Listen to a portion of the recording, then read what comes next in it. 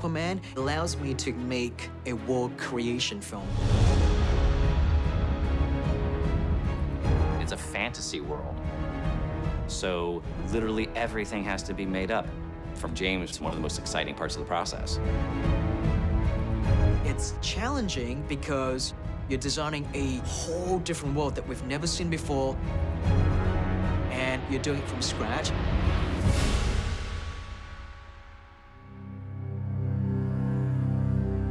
In the comic book, they incorporated Atlantis into the storyline of the DC universe. And I really love to dive into that world and basically create my version of what Atlantis would look like. And so to do that, I have to go further back, give it backstory. And some of it I pulled from the mythology and legends that we're familiar with, but other things I get to kind of create my own. Our Atlantis is a civilization that has been around for a long time. They're way more advanced than everyone else was at that time, thousands of years ago. And so I went and talked with my production designer, Beall and just designed the world with him. Me and James, we wanted to make a neoclassic culture that was on the verge of like digital technology, because they weren't like a primitive culture that went underwater. They're already pretty advanced. But the thing they invented gave them power to live underwater. One of the things I really wanted to jump into early on is just getting the aesthetic correct.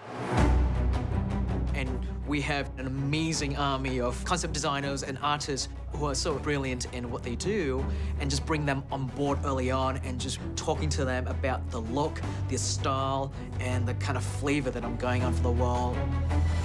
I'm a very hands-on designer. I love drawing myself, and so I'll kind of get in there, be behind their shoulders and kind of go, oh, what about, if we draw the trident more like this? Maybe just skinny up. It might look better, right? It look more dangerous if it's more pointy. That's just the process that I love, drawing and designing this incredibly vivid and lush world. Hey, James Wan, ladies and gentlemen. Those early days of us sitting in a room with a bunch of artists and James just coming up with, what about this, and what if this is the way the city worked?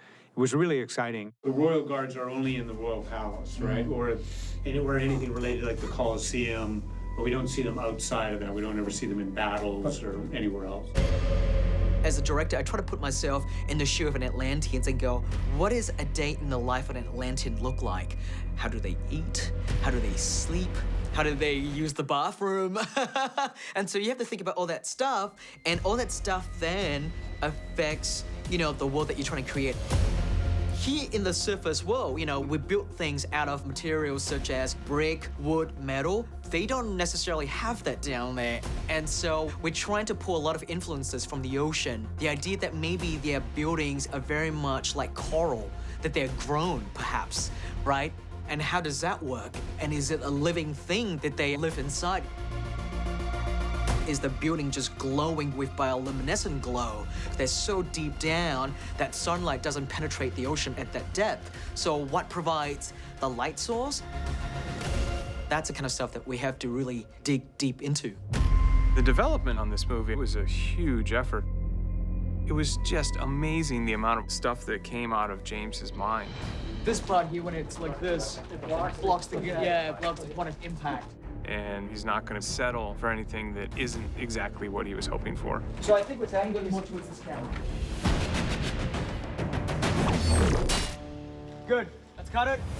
Going to this, I knew that it would be super visual effects heavy. And I don't think there is one frame in this movie that isn't touched by visual effects in some ways.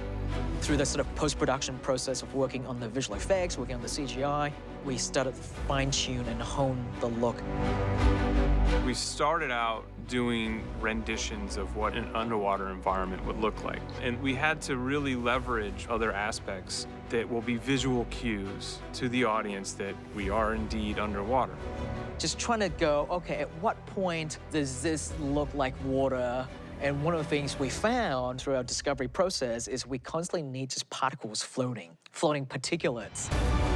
So we always have this particulate in our water volume. And you'll notice that as the characters move through the water volumes, that particulate moves around them and it moves with them. That really helped to remind the audience that they're underwater. And of course, the flowing hair really helps that. One one of the most important visual cues for underwater was what we did with the hair.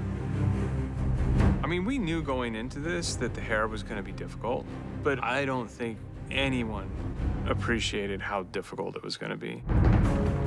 In an underwater environment, all the hair just sort of tends to do its own thing, and this created for incredible computational hurdles to overcome.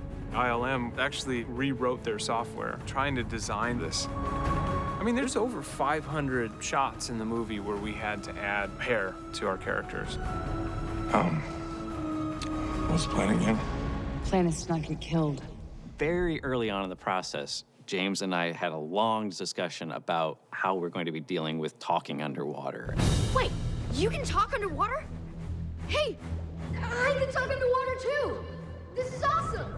And what we wound up doing was thinking about how we talk.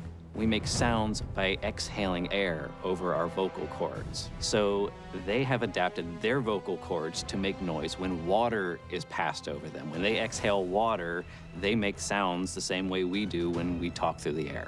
Oh, we can do more than just talk. So everything visual would start from the seed of the story concept. When you know your characters really well, when you know your world really well, it makes it easier for you to kind of visually design the world. James has a very clear vision of what he wants to do, but then he'll turn to you and say, what do you think? And then he listens, and he's very much a best idea wins kind of director, but definitely the captain of the ship at the same time.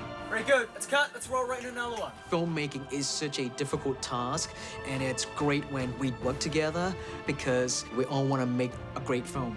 And action! I'm such a big fan of the superhero universe and science fiction movies and those big, giant Japanese kaiju films. And I felt that this movie really allows me to touch on all these different worlds that I love, that I'm such a fan of. And definitely, it was such an honor for me to get the opportunity to create this film.